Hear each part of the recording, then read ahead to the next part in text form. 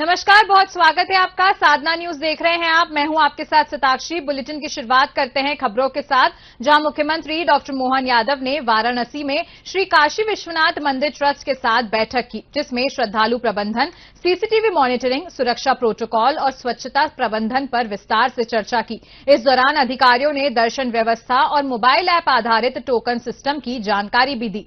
इस दौरान मुख्यमंत्री डॉक्टर मोहन यादव ने कहा कि प्रयागराज कुंभ और श्री काशी विश्वनाथ मंदिर कॉरिडोर के दृष्टिगत हम उज्जैन में श्रद्धालु की सुगमता के लिए दूरगामी योजनाएं तैयार कर रहे हैं।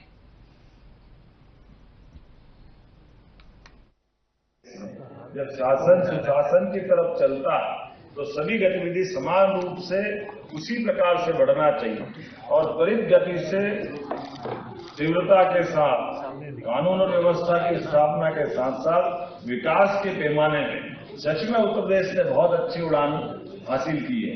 और केवल उत्तर प्रदेश ने, यशस्वी प्रधानमंत्री श्रीमान नरेंद्र मोदी जी ने असंभव से असंभव का केवल 10-11 साल के अंदर एक तरह से चमत्कार हो गया। हमारा देश कहां दुनिया के अंदर 11वें नंबर पे था, आज देश की चौथी आर्थिक ताकत बन रहा है और देखते देखते इस साल के समापन या अगले साल तक तीसरी ताकत बने। ये कितनी असंभव जैसी बात है। और एक ने कितने प्रकार की चुनौतियों में हम सब देख रहे हैं। आज कल माननीय गृह मंत्री जी लोकसभा में बोल रहे थे, हमारा राज्य भी उसी में से जिसको ये नक्सलाइटों के दंश से वर्षों तक हम परेशान हैं। लेकिन न केवल मध्य प्रदेश, पूरे देश से लाल सलाम को आखिरी सलाम हो रहा। जोरदार अभिनंदन। ऐसे ही माहौल, इतनी बड़ी चुनौती। हम तो आदिवासी अंचल वाले कई सारे जिलों वाले लोग भी हैं, लेकिन हर एक जगह नक्सलवादियों ने जो खून की नदियां बहाई, अन्याय किया। और मैं जवाबदारी के साथ कहना चाहूंगा, कई राजनीतिक दल, कोई दूध के धुले नहीं है सामने की तरफ से देखोगे। कांग्रेस सहित कई लोगों ने अपने क्षुद्र स्वार्थ के कारण से इस लाल सलाम को बढ़ाने का प्रयास किया और कई बार उनके खुद के नेता मारे गए। क्योंकि जब एक बार किसी को खून मुंह में लगता है तो वो अपना पराया नहीं देखता है। लेकिन दुर्भाग्य के साथ कहना पड़ेगा, ऐसे सारे माहौल को भी बर्दाश्त करते हुए केवल राजनीतिक रोटी सेकने में जिस प्रकार से अपोजिशन ने इनको बढ़ावा दिया था, मुझे गर्व है हमारे प्रधानमंत्री और गृह मंत्री के नेतृत्व में देश ने लाल सलाम को आखिरी सलाम किया है। ये हमारे लिए, लोकतंत्र के लिए भी गौरव की बात है। आम आदमी के लिए, आदिवासी, जनजाति, गरीब, युवा, हर वर्ग के कल्याण के लिए बड़ी एक चुनौती थी और उस चुनौती को पार पा करके सुशासन की उत्कृष्ट मिसाल हासिल की। मुझे इस बात की भी प्रसन्नता है, एमपी यूपी सम्मेलन में आने के पहले बाबा विश्वनाथ के उस धाम के दर्शन करने का मौका मिला। जैसा सही कहा राकेश जी ने और नंदी जी ने कि जहां आने जाने के रास्ते नहीं थे, बड़ी कठिन चुनौतियां थी।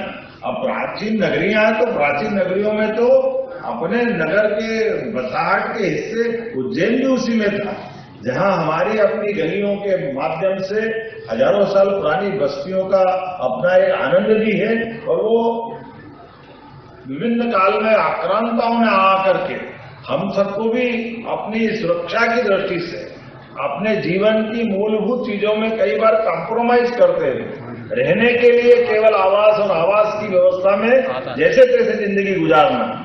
लेकिन आज बदल गया समय, धार्मिक पर्यटन के माध्यम से भी एक तरह से ये रोजगार के बड़े अवसर उपलब्ध हो सकते हैं, विकास की नई गाथा गाई जा सकती है। और ये उदाहरण बने प्रधानमंत्री के आशीर्वाद से। बाबा महाकाल के महालोक के बाद उज्जैन कहां से कहां पहुंच गया। जोरदार अभिनंदन माननीय प्रधानमंत्री का। पहले बाबा विश्वनाथ का धाम बना, फिर बाबा महाकाल का महालोक का विस्तारीकरण हुआ और देश भर में जिस प्रकार से धार्मिक पर्यटनों के लेकर के माहौल बना, मैं तो और धन्यवाद देना चाहूंगा। मुझे मालूम है उत्तर प्रदेश मध्य प्रदेश का संबंध तो इतना भगवान राम के काल से, भगवान कृष्ण के काल से गहरा है, उसका आनंद ही अलग है। हमको मालूम है भले ही भगवान राम ने वनवास की तरफ कदम बढ़ाए और अयोध्या से निकल करके जब आगे बढ़े तो मुझे गर्व है चित्रकूट में 11 वर्ष गुजार करके मध्य प्रदेश के साथ उन्हें अद्वितीय अपना वो जीवन काल का महत्वपूर्ण समय मध्य प्रदेश में गुजारा। वो चित्रकूट जहां तुलसीदास जी अपनी भाषा में एक अद्वितीय रचना की रचना करते हैं, जिसको रामायण घर घर तक पहुंचती है।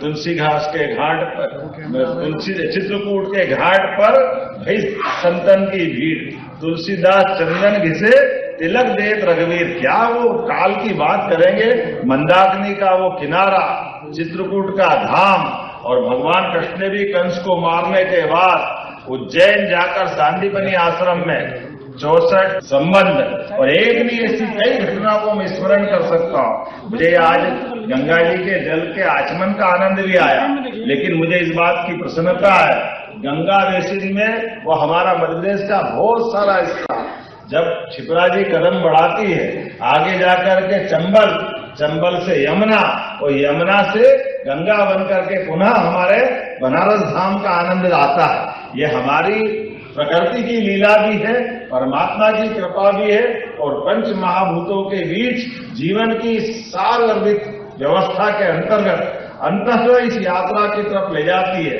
कि जो आया है वो कोई अमर नहीं।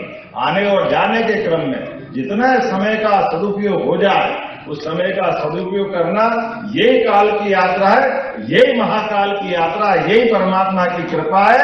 मैं आज इस अवसर पर आप सबके साथ जब यहाँ तेजी से बढ़ते हुए निवेश के इस आयोजन की तरफ देखता हूँ तो मैन्युफैक्चरिंग से लेकर लॉजिस्टिक हब तक की बात आती है। उत्तर प्रदेश और मध्य प्रदेश जिस प्रकार से अपनी अलग कहानी बना रहा है, देश आगे बढ़ रहा है, तो मध्य प्रदेश और उत्तर प्रदेश भी साझा विरासत को गले लगा करके साझा तरीके से सहयोग सम्मेलन भी।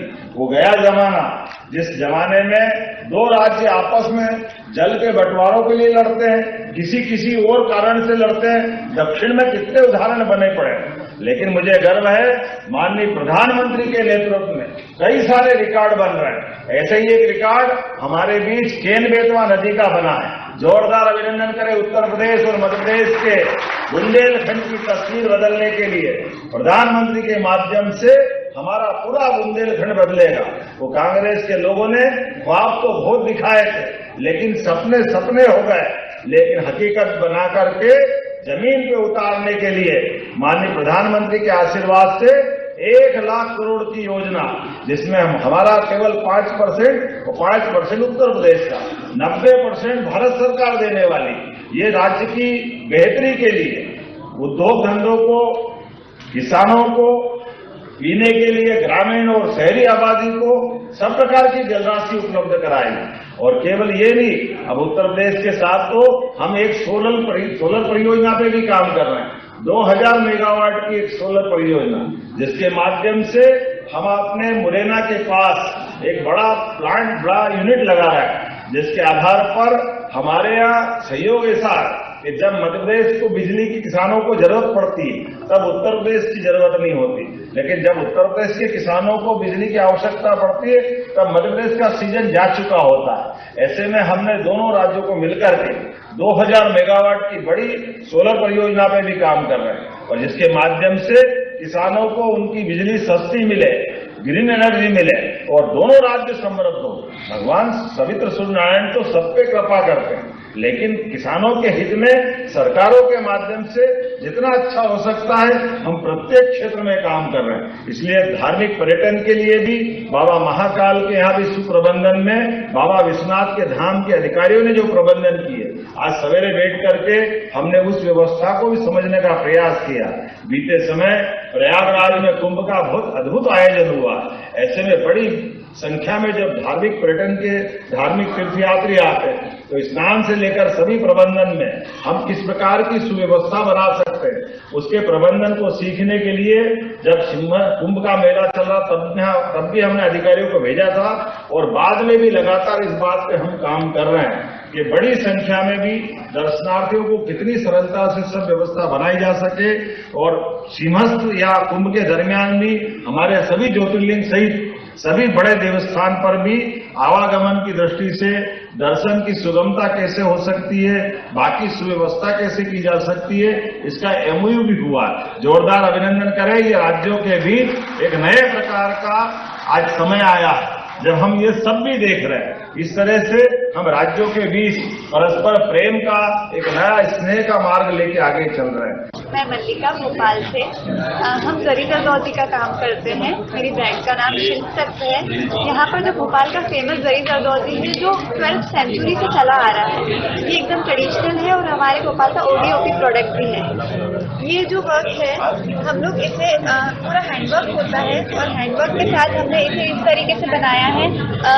ट्रेडिशनल आर्ट को मॉडर्नाइज करके हमने इस तरीके से प्रोडक्ट बनाए हैं कि ये यूज करने लायक, जैसे कि फंक्शनल प्रोडक्ट भी हैं, जैसे की होल्डर है सर हमारा, ये एक वॉल आर्ट की तरह भी काम करता है और आप इसे की होल्डर यूज कर सकते हैं। तो ये फंक्शनल प्रोडक्ट हैं। सर्विंग ट्रेज हैं, ब्रॉचेस हैं, इस तरह की चीजें हम लोग इसमें बनाते हैं। हैंडबैग्स हैं ये हमारे, ये पूरा हैंडवर्क के क्लचेस हैं।